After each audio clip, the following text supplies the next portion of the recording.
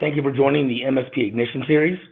My name is Tom Watson, and we're pleased to have Blake Underwood here as well. As you probably know, we have a new program here, MSP Ignition at eFolder, and I have come on board to help build this program and help you, the partners, grow your businesses. So as a part of that, what we like to do is bring new tools and agreements and information to our partners and discuss it. And as a part of that, we have guests that come in. First, we have a little bit of housekeeping. And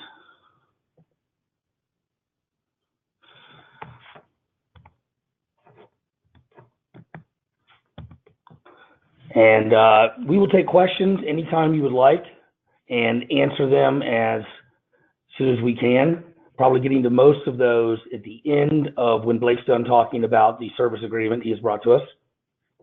I'd like to go over real quick eFolder in brief. As you know, we have a number of products in the data protection space. We have Anchor, which is file share and sync. We also have Replibit, which includes BDR, disaster recovery, and on-site restore, as well as on-cloud restore. Cloud Finder, backing up your Office 365 Exchange, and backup for file. And if you have any interest in any of these products, please feel free to drop us a note on here or an email to me, and we'll get the right person in touch with you or your rep. I'd like to also mention we have a special promotion this month. Just announced, we have 3 months free, any new eFolder first-time product partnership. So please join us in the eFolder team. Thank you. MSP Ignition, as I mentioned, I'm working directly with Matt Nachtraub, our CEO, and his idea was to bring someone on from the MSP space and to make that a part of our business model where we not only had products and services for our partners, but we also provided a way to teach and help learn and help you grow your businesses. I owned an MSP for 15 years. I exited it 2 years ago. I had a very high margin, 100% managed service agreement based MSP. And I joined eFolder 2 months ago because honestly, after a couple of years off, I just wanted to get back in the game and having a great time here. Work with a lot of smart people and the partners are wonderful. Denver's a great city, and just enjoying taking what I know and the knowledge and passing it on to you all. And I'm always open and welcome to share with you any way I can and help you grow your business. So now I'd like to go ahead and introduce Blake Underwood. And just to give you a little heads up, Blake Underwood has a close association with Matt Nachtraub, our CEO. And I will let Blake take it from here. Yeah, thanks, Tom. Yeah, I have a very close relationship with Matt Nachtraub, the CEO at eFolder. He actually is one of the partners here at Nemsys. Matt started Nemsys way back in 1999. So we have been providing IT services in Northwest Ohio for quite some time now.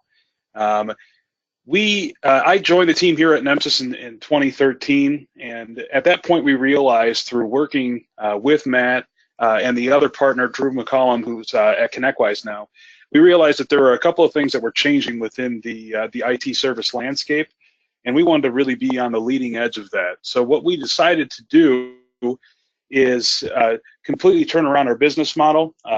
We had transitioned from break-fix to a mixture of break-fix and managed services.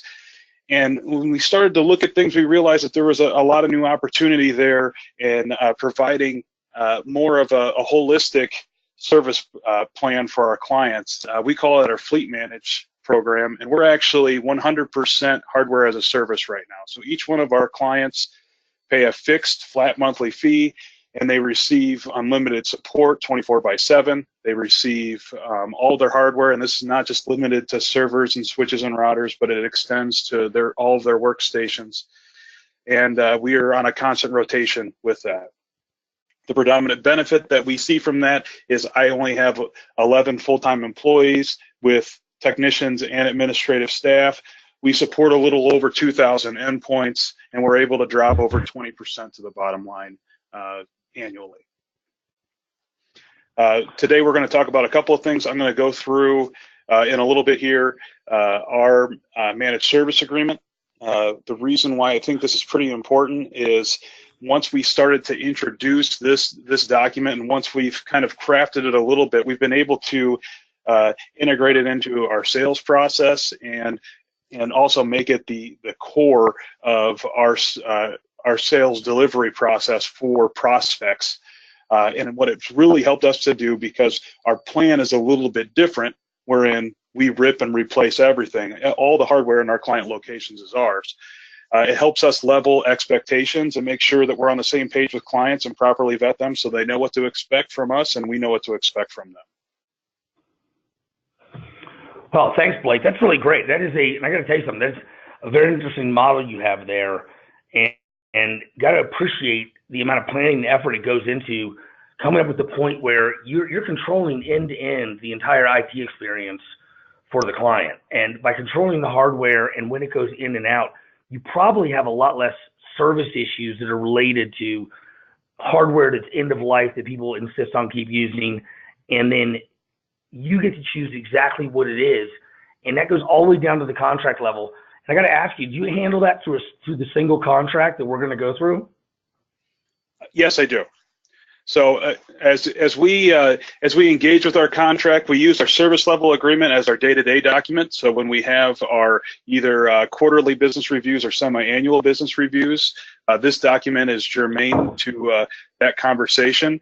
We do have a master service level agreement, and I will mention too, while we predominantly operate in the state of Ohio, and that's what this managed service agreement is built out for, our master service agreement is customized per state. So as with anything, as you work through contracts, it's one of those lovely things that we all do as business operators. We have to make sure that we have good counsel that we're reaching out to make sure that we're not violating any state or local concerns as it relates to those contracts. Yeah, I just want to mention that too, because we are going to go over this agreement next, and this does have legal information in it. Anyone who decides to use this agreement or any agreement you use at all, be sure you talk to a business attorney that's passed the bar in your state prior to doing anything, because there is specific language you must have in whatever contract in a state with another company. I do want to say before we get started on the agreement that the reason why we're having Blake on this and Nemesis is because they're kind of doing what's the next iteration. I did hardware as a service in my MSP, but not nearly at the level they're doing it.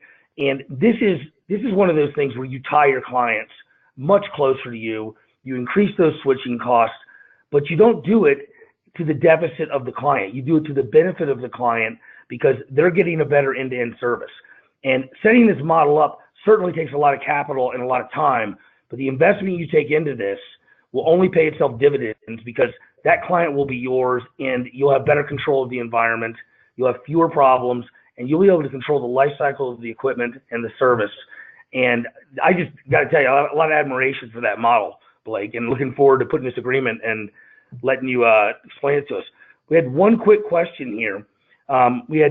Does this include, when you have this end-to-end agreement, does it include 24/7 help desk support for desktop users on all of these contracts? The way that this agreement that we're going to present today is written is unlimited service. So it's 24/7, both in hours and after hours. You will see though in the section that we have here, which is 1.0 or the coverage summary, there is a section where you can break out some things. Now we don't do that. The predominant reason why we don't do that is the way that we pitch this service, which is priced at quite a bit of a premium here in our Toledo market. Is that our clients are actually paying us for access to their data. So we're creating a program for them that gives them optimal access to their data. If they're working after hours or other things like that, none of us really like to do that anyway, but they're doing it because they're trying to advance their business. So we want to make sure that we're wrapping a full support program around folks that want to do those types of things. Great. Now that's it. I'm going to go ahead and turn control over to Blake. He has the service agreement. This is their actual service agreement that's been white labeled. This agreement will be available. We will send an email at the conclusion, or probably later on today or tomorrow. We'll go out to you. Anyone who has signed up for this webinar, you'll be able to download a copy of this agreement, and you're free to customize and use it as you wish. With that said, Blake, I'm going to go ahead and pass controls to you. Okay.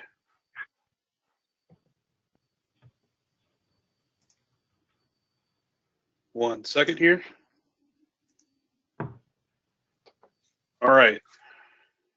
We should be seeing my the service level agreement here. It's branded as E folder right now. Oops. And like I mentioned, this is a very long agreement. Certain folks like to keep it short and sweet, where there's a 1 or 2 page example, which they walk through their clients with, which is great. It works for some folks. The way that we like to guide our clients through this process is more of an education base, because it's part of our service as well. Not only do we provide 24/7 service and the hardware, training is a big portion of our service mix, just because we want to make sure that as we give people new software and hardware, they're able to use it to their full ability. So because of that, I don't think brevity is a virtue as you go through this. In addition, as we come across our competition within this space who are doing other types of managed services, they're not as thorough as us. When you're able to deliver a document like this in front of your client, we also do it with a full network assessment. It kind of levels the playing field and lets them know that you're very serious about this partnership. As we go through this, and this agreement is written specifically for a 3-year engagement, this is our smallest agreement that we will do. Typically, we go for 60 months because we're trying to build long-term relationships with our clients, because we put a lot of work in the beginning to build that relationship and show them that their business means a lot to us and the partnership is very valuable. So this document kind of speaks to all of those things. You'll see, again, there's some legalese in here. Again, this is written for the state of Ohio. These things will need to be reviewed by attorneys in your space, and I cannot stress that enough, because contract law is governed state by state, so it's dramatically different. So even for our Michigan clients, because we're right on the border of Ohio and Michigan, we have to modify this a little bit. As we go into the beginning of this, the heart of everything is your SLA. So the service level agreement is really where we like to spend a lot of time and focus within our presentation of this agreement to our prospects, and even as we upgrade clients. We want to let them know that there are certain things that we have in place that are safeguards for us to make sure that they're able to respond to us in a way that we can handle the information properly, which is something that a lot of people don't always talk about. And then 2, that they know what to expect from a response time, whether it's an emergency request or a level 1 priority or 2 or 3 or so on and so forth. In this first section here, it's kind of the introduction to the SLA, which goes over some legal contracts, of course, has confidentiality and non-disclosure covered, and the overall terms of the contract itself. That is within that section itself, that is where the most Ohio-specific legal language exists. As we move through the agreement, a lot of time also is spent on pages 7 and 8. Now, we had a question earlier on hours of coverage and what this particular agreement covers. That's in section 1.1, so you can modify all of those. And I believe the copy that's going to be distributed is fully editable. So keep that in mind as well. This is what works for NEMS's business model. It doesn't necessarily work for you. The way that we typically price and deliver our coverage is all on a per unit basis. So there's a lot of folks out there that will do just a ballpark number that's a fixed fee. Some other folks will do on a per user basis. What works for our business within our fleet managed model is really charging per device. So we can have multiple people per different devices, but we like to have a nice service mix. Now, what's been very successful for us is as we go through this agreement, we place everything in a menu-based approach. Now, this is very, very important for us because our sales staff and our sales admin staff is only 2 people. The reason why that is because the way that we present this agreement and when the agreement is executed, our partners are bound to not only the service level, but the pricing structure we put together in section 1.0, the coverage summary. So they don't have to continuously sign and re-sign and have addenda and other things like that to the contract as they add employees or they remove employees or they add Wi-Fi systems or they add another server and those types of things. They know what the price is. So again, levels the playing field, it's full disclosure, it makes it very easy for them to budget throughout their process, because within our service mix, our ideal client is between 20 and 75 endpoints. While we have some clients that are much larger, that's really what this model is based on. And what's very indicative of folks within that space is that they really don't have anyone whose predominant responsibility is IT. They might have multiple locations, so they have some complex networks. They probably use one or two different vertical applications, so there's some more complexity in there. But they also don't budget for technology because they just don't know what they need or what's out there for them. So what we try to do is get it very organized for them so they can know and understand what to expect. As we go through this, we can see in section 1.2, these are the service level expectations. So this is where we categorize the different levels of severity as problems come into our help desk. Now, of course, we also talk about how we expect folks to deal within our different support tiers. So we always talk about that. The biggest thing is the kind of the adverse selection that certain clients have when they're starting to talk about upper level issues with our service desk folks. This is very important for us to call out very early on within this sales process, because they need to know what happens and how their problems are pushed through the system. We didn't previously put this in our agreement, but it's helped us out a lot because they understand that there are different roles and responsibilities within our organization, and it is relatively complex, and it takes the edge off of folks kind of being passed through the process as things get vetted along the way, and we figure out exactly what is the root cause of certain issues that we cover here. Section 2.0 talks about our covered assets within the client locations and the conditions for service. Now, this is where standards come into place. The reason why we moved to a full fleet managed service offering versus just the regular managed service offering is that standards are much easier to enforce. So we're able to really impart our knowledge and our will on our clients to use things that we know that will work well. So it's important to make sure that within any service level agreement, whether it's fleet managed or managed service, that you call these out. And as you grow as an organization and increase your operational maturity level, you'll start to see true gains within these different service levels.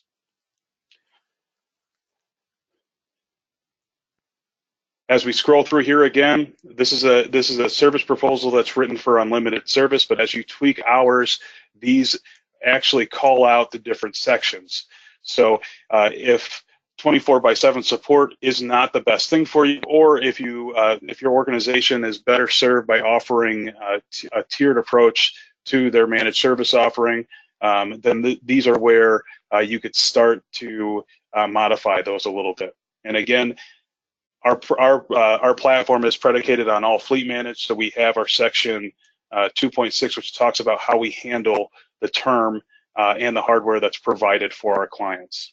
Additionally, we of course offer a full backup product through Replibit, which we've been very impressed with, and it's worked very well for our organization. That's outlined in section 2.7. Of course, our clients do some wonderful things. This is very important to point out as we look at service agreements. It just happened this morning to us. One of our clients within the financial service sector unplugged his machine and plugged it into a different location. Now, that's obviously not our problem. Port lockout is enabled, so when he plugged his machine into another location, it looked like some sort of internal attack, so it took their whole network down. Now, I make a big point of telling clients that if he would have told us that this was happening, we would have gladly have taken care of it, but because he took that into his own power, those are billable efforts. So this kind of talks about some of those, and of course projects aren't included in this, and some other things of that nature. As we go through as well, one thing that I think that we fall short on a lot of our proposals and our service agreements is talking about simply how to request support. At NEMSIS, we're big supporters, and of course, as Matt being one of our partners, we are the seat of lab tech And we're big proponents of submitting support requests via the tray icon. So it can be counterintuitive to certain folks, so we walk through that process so they know how to expect how to submit support requests and what that looks like for them. Again, that differs for us during business hours and after business hours. During business hours, we have a full staff NOC, so they're able to reach them that way. And then, of course, after hours, we have on-call technicians. So we set up what all of that looks like for them so they can understand what that looks like and what those hours are. In addition, we talk about escalations. I can't stress this enough. We talked about it in section 1.0 of this agreement that there are service tiers. Sometimes people want to talk to individual technicians, and it just does not work within our system here at NEMSIS. So we make sure that we call that out and let them know that depending on the level of severity, that's whom you're going to deal with. We also talk about our service onboarding process. Because we are truly a rip and replace house where all of the assets are ours, there is a very awkward phase as we onboard clients, and they need to know what's going on with them and what they can expect within those first 90 days to make sure that everything is good and that their business isn't completely interrupted by the new partnership that they're forging with NEMSIS. Now we talk about included and out-of-scope services. Again, those are more project-related. They're also things that are related to things like toner and things like and paper and things like that that we provide for some of our clients as well on the consumables end. Section 4.0 is something that is very different for many folks operating in this space. Within that section, we talk about what we expect from our clients. This is very important as well to talk with them through the process because we're partners. We're trying to forge a long-term relationship with them. We want to make sure that there's full disclosure within our discussions and that they know that we have a vested interest in their success and the partnership long-term because that's really how our business is set up. And again, this is where we kind of talk about different things that, in order for us really to be successful in a partnership, we move beyond simple service requests and we look towards more foundational things that are going to help them grow their business. So hopefully they can grow their seat count and we can increase that fixed rate contract. And then conversely, right after we let our clients know what is expected of them, we let them know what is expected of us. And that's in section 5. In section 6, this is really generic here. What we try to do is set up payment terms. Now, this is set up for fleet managed services. What we do is we pre-bill. So on the beginning of each calendar month, we bill out for services that are delivered that month, and we collect payment automatically on the 5th of that month, so 5 days after that invoice is delivered. So there's plenty of time for our clients to say if there's a dispute or anything else like that within their bill. We do line item invoicing, so every asset that is deployed within their network gets called out. We identify the users that are attached to it if it's specific to a user, or we identify the location it's at if it's a server, a wireless access point, a switch, or what have you. What this enables to do, obviously, is dramatically increase cash flow and control collections. When I first joined our organizations, I'm sure a lot of folks have struggled with this. Our accounts receivable were a mess. Right now, we're sitting at less than 10 days receivable because all of our clients sign up for this service. The majority of them are on ACH, but we still have some folks that have some limitations, so they're only on credit card. But this kind of walks you through that process. Of course, there's an exception, and then in Section 8, this is what gives you the impetus to start automating that payment collection process.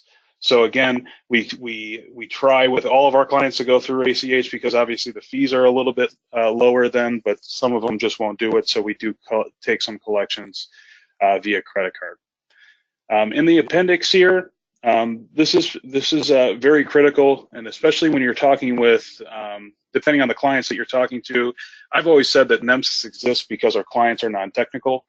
So a lot of times we take for granted that we talk very technical within any of our engagements. So I like to let them know that we understand that, and so there's a glossary of all the terms that we might have used that they might be able to take to their stakeholders if they need board approval to sign a 3-year agreement or something like that, so they know that we've tried to outline as much as possible to set up the partnership for success. In addition, this is where we add our key contacts so we can make sure that we're talking to the right person if there are any additions to the agreements or other things like that that they need to do. And then I won't go through the litany of Appendix 3, but Appendix 3 talks about in more granularity the different IT terms and what is called out, within the service level agreement and what we actually provide.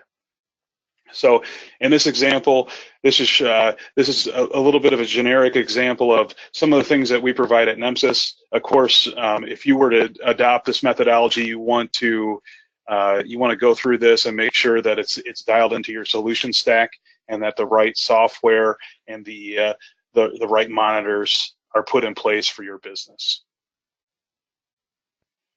And Tom, that's kind of the service agreement. Yeah, thanks, Blake. That was wonderful. We have I hope everyone realizes this is an incredible asset that Blake has brought to us. I mean, I had some pretty good service agreements myself, but this is way beyond. And the beauty of it is that the organization table of contents here, you can pull from this thing, and it's easy to navigate.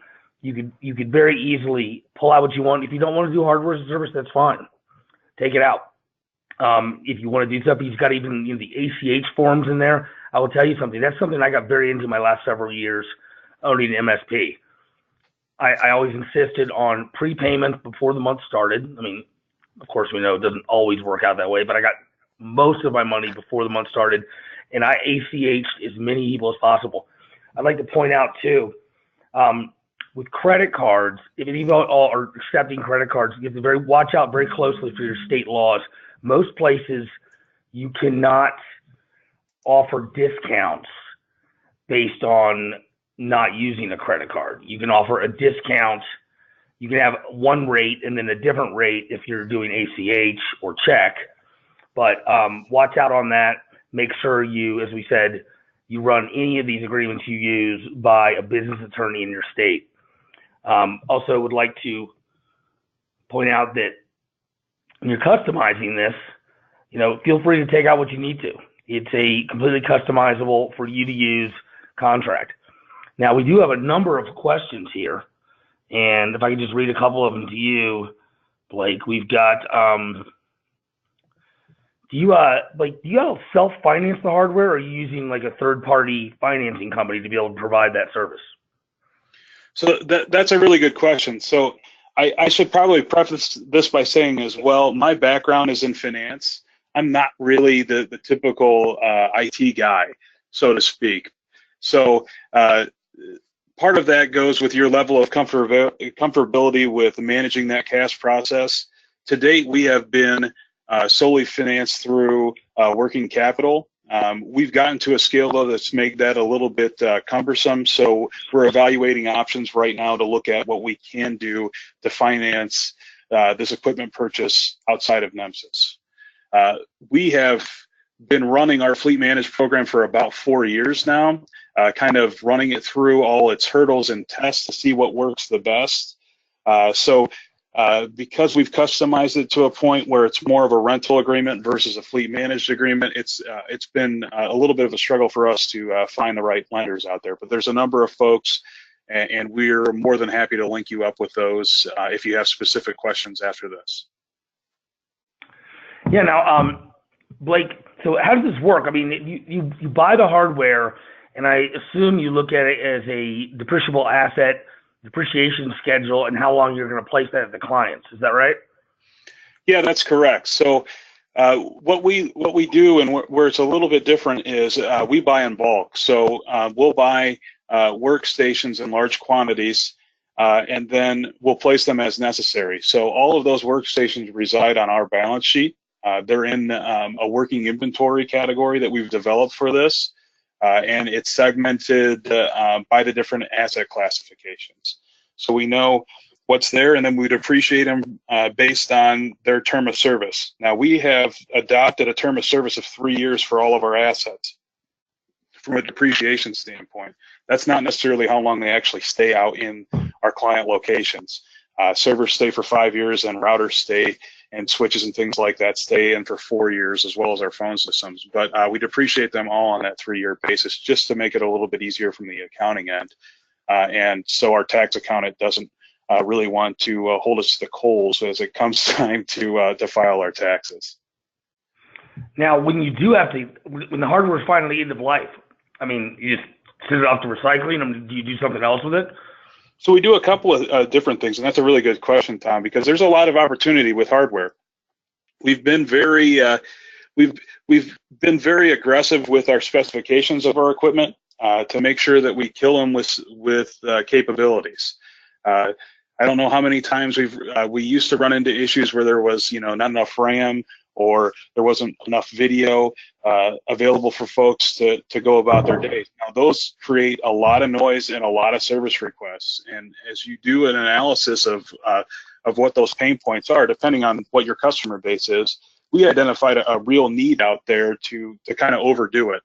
Once we did that, we started to see a dramatic reduction in that noise. Our goal, and I'm very honest with our clients with that, I don't want them to issue a single service ticket every month. That means that we are firing on all cylinders, and they are as well. And we can start talking about other things, because I would imagine if there's zero problems with your IT system and everything's working well, you're probably functioning pretty well as a business. I think it's a great point. Yeah, and so there is a lot of opportunity. So as assets come off of their term, we either repurpose them. Some of our 3-year-old servers that we do take out of service, they go into our backup cluster. Some of the workstations actually serve as our on-site backup appliances. So they're doing different things, but we fully own those pieces of hardware, so we have that capability of deciding where they go and what they do. That's great. And by what point in the life cycle do you usually have that hardware paid off? My pricing structure is variable, and that's a good question, and I'm sure Matt would like to ask you that as well sometimes. But what I like to do for workstation is I like to make a cash-to-cash cycle of about 7 months. Now that's a cash-to-cash, so that includes support too. But by month 7, I want to make sure that all the hardware is paid for. For servers and some other things like that, they have a little bit more longevity and life cycle in there. We like to see payoff by month 12 or 13. That's great. I'll tell you something that I did. I wasn't all hardware as a service, but I would look for those times of years when HP or Dell would have big sales on servers, especially in the year, and I would load up on low cost, like SBS servers, and have them ready. So when I had a client that had been very resistant to getting a new server, come to them in the year, have a deal, have a spare server already, or if a server went down, and be able to put that hardware as a service in place in almost like an emergency way and get it in, because there is resistance to go into this model.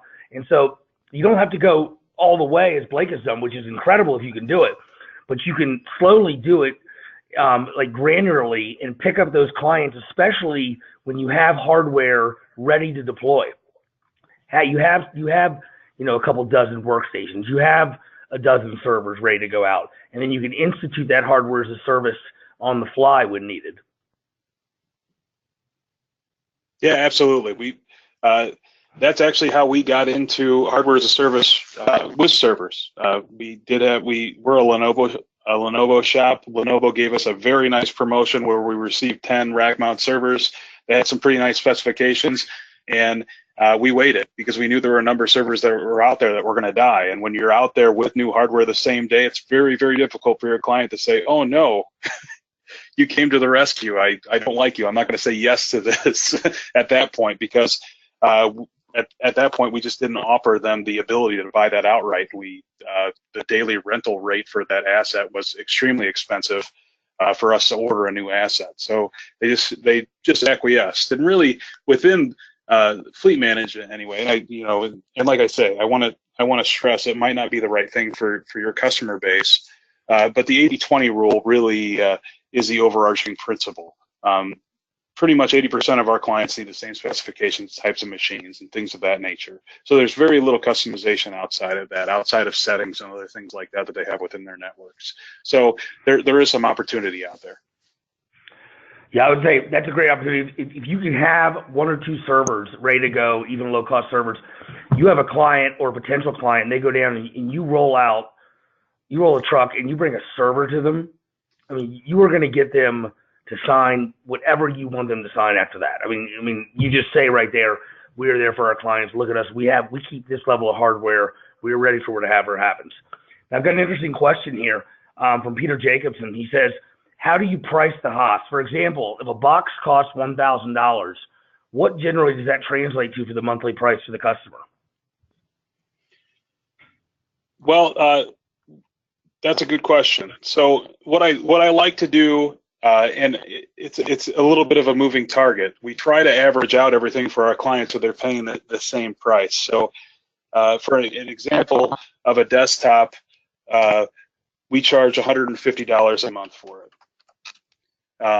All of that was predicated on the idea that at the time I set that pricing, I wanted to make sure that I had payoff within 8 months because that's how much cash we kind of had on hand at that time.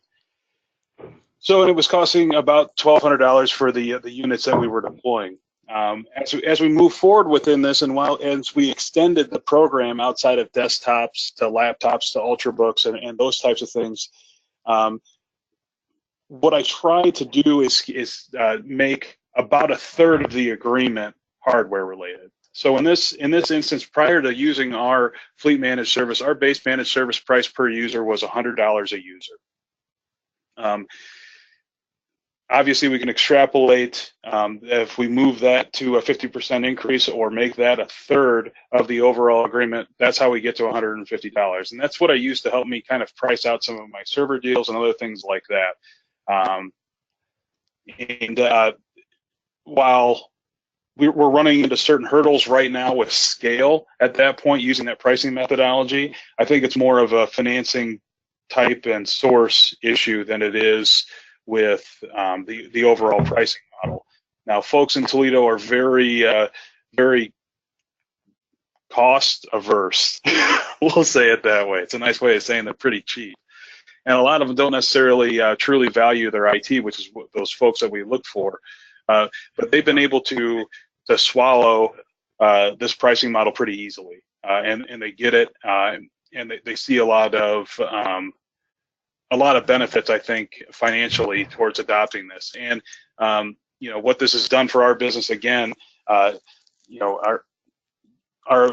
profitability on a per endpoint basis has just gone through the roof. When I took over our company, we were around 6 to 8% EBITDA, and now we're past best in class by every measure. Now, how far down the line do you go with the hardware? You're handling the routers, switches, all of that? Absolutely. So we just started with, as I mentioned earlier, we just started out with desktops, and then we moved into the other areas.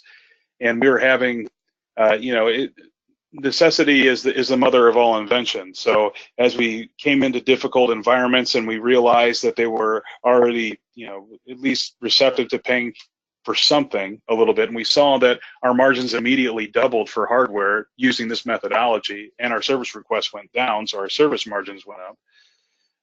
It just made sense to move into those other avenues. So we have a standard configuration that we do for all of our clients when we onboard them too. It includes cable management, patch cables, the rack, everything. And so it's really helped us figure out the best way to deliver the product to our clients. And then two, it really helps technicians as they go on site because they know what to expect and what everything should look like. Okay, and the question from Laura Green here. What ERP is used for the asset management of the hardware? Right now, we use a mixture of proprietary in-house spreadsheets and things of that nature, and ConnectWise. Okay, and another question too. Do you offer any time material support? I mean, such as there's any project related, or do you have an ETM? You're 100% managed services. And so I guess that's the first question. So we're 100% managed services. We do not do any T&M work. We get a lot of call for it from folks. There's a lot of IT providers in our backyard, and so we just pass them on to guys in the area who really focus on that business model. We just simply can't take on that work because we're pretty busy as it is. And my responsibility is to my clients with long-term contracts. So it's hard to say no sometimes, but it's really important for us to make sure that we're delivering the best service to those folks who are paying us the most amount of money over time. The only project fees we really have for our clients is when they install new things. So they have an onboarding fee for our process itself. And there's onboarding fees if they open up new offices and other things like that we roll in. But we try to keep everything pretty straightforward. So again, they can budget easy and they know what to expect. I had a question about your employee base. Are you using 100% full-time? Do you have contractors? Any outsourcing at all? The only outsourcing we do at Nemesis is really on the marketing and sales end. We use some other firms to help us with call campaigns, blogging, and other things of that nature to get our word out. I'm not a big fan of outsourcing in general, just because my mission is to provide great service for my clients, and I apologize if I'm stepping on a soapbox a little bit here, but I want to control what my mission is. So we do everything in-house. That's directly related to service and service delivery. Okay, we have also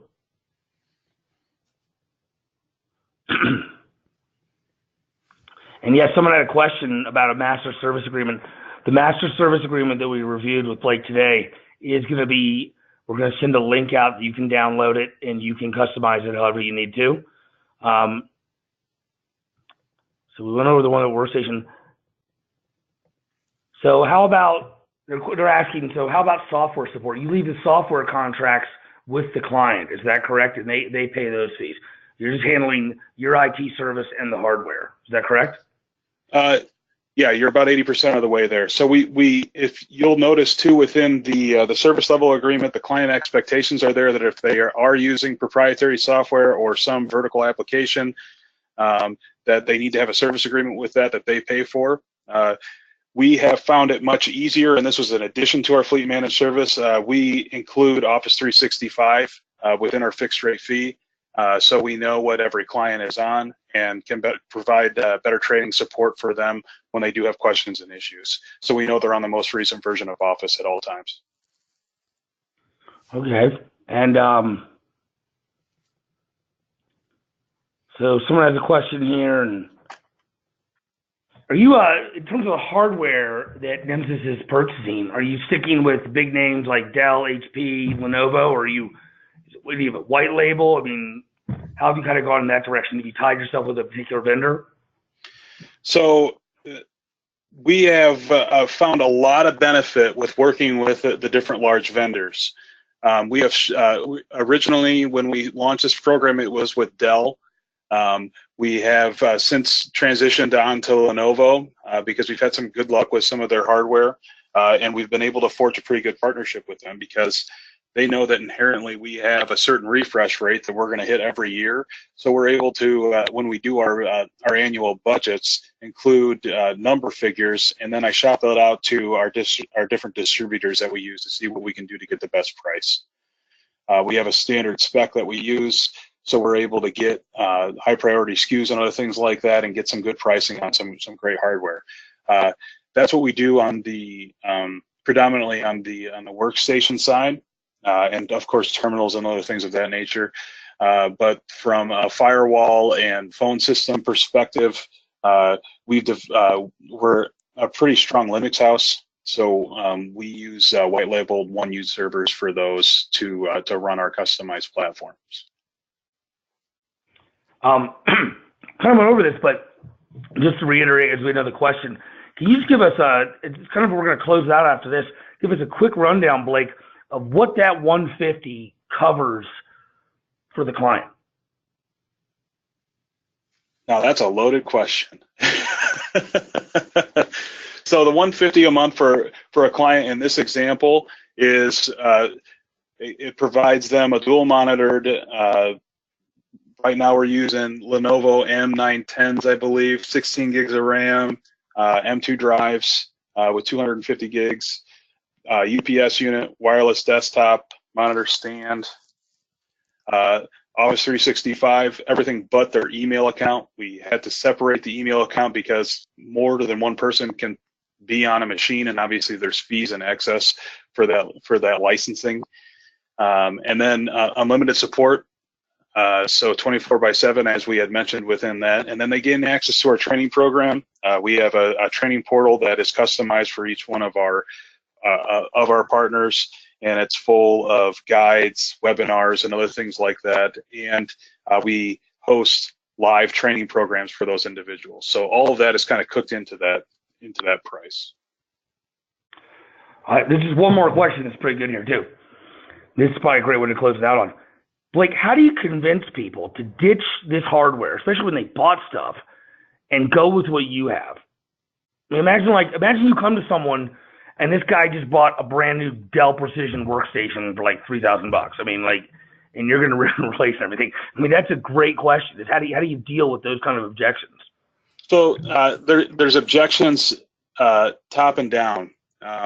Usually when I field those objections, I let them know that our staff is specifically trained on the assets that we deploy. It's very difficult for me to provide training for people on customized assets that I don't have the first clue what they are. What that results in is downtime.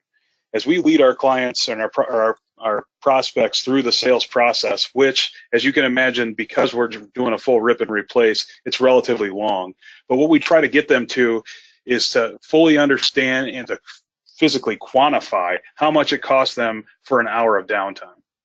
If we're able to do that, and I'm able to convince them that, hey, if you keep this precision workstation, which might have great specifications, but I can't ensure my SLA is there, so you're going to pay the same price to have that precision workstation for support, whether or not I give you hardware. They always choose to take the hardware.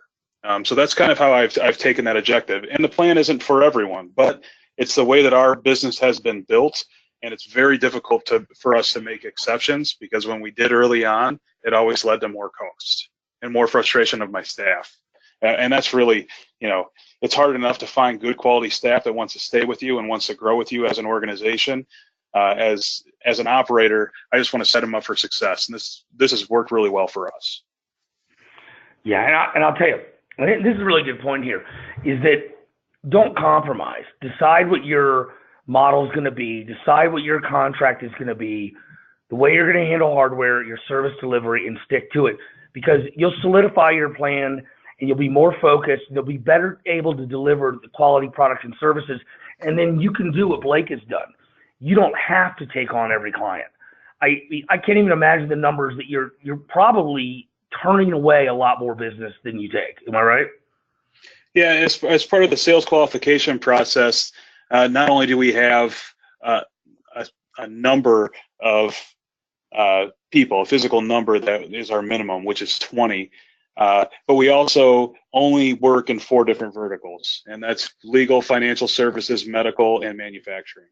Now, it covers a lot up in this area, but we know that those folks have a willingness to pay. We know that we can introduce prospects to other folks who use our service within those fields, and they're always going to want that, because our potential partners are taking on a lot of risk by signing up for our services.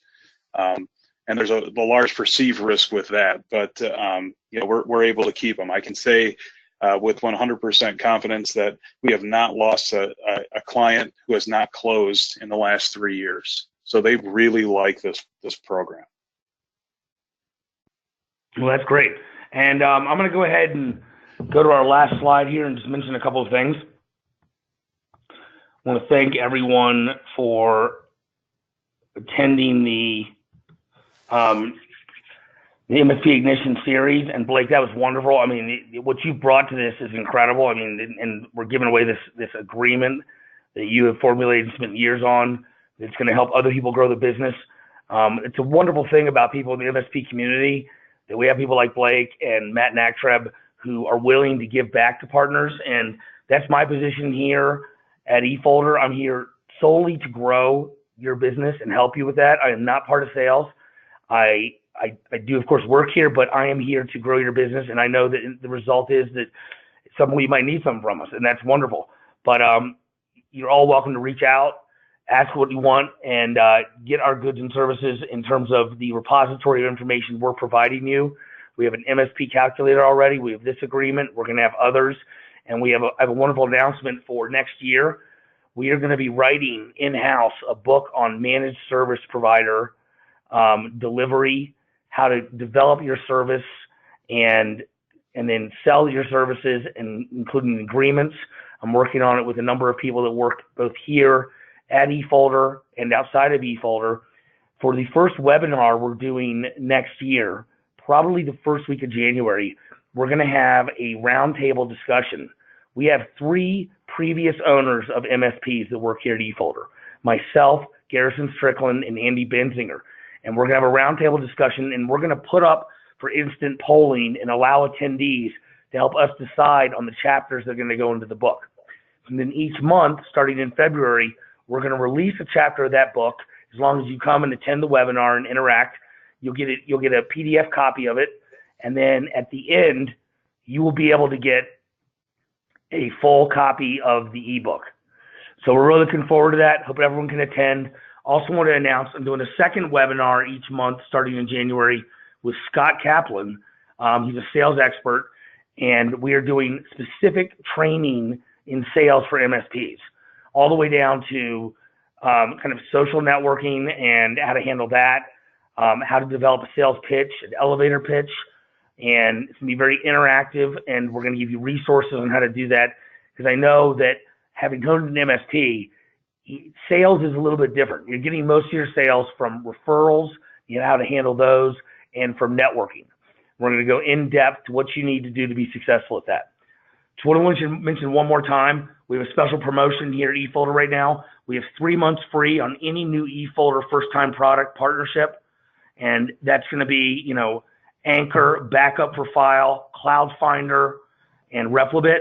If anyone has any interest, you can drop it into the notes here, and I will have the appropriate person get back to you, or you can send me an email directly. Sure, it comes through. You'll see the email coming out to you all, or it's twatson@efolder.net. Want to thank everyone else for attending, and Blake, I don't know if you have any final words. No, I just glad to be a part of it. If anyone has any questions on what we do or why we do it and those types of things, I'm more than happy to help. So feel free to reach out to me, and we'll link up. All right. Thanks a lot. Thanks, everyone. Thanks.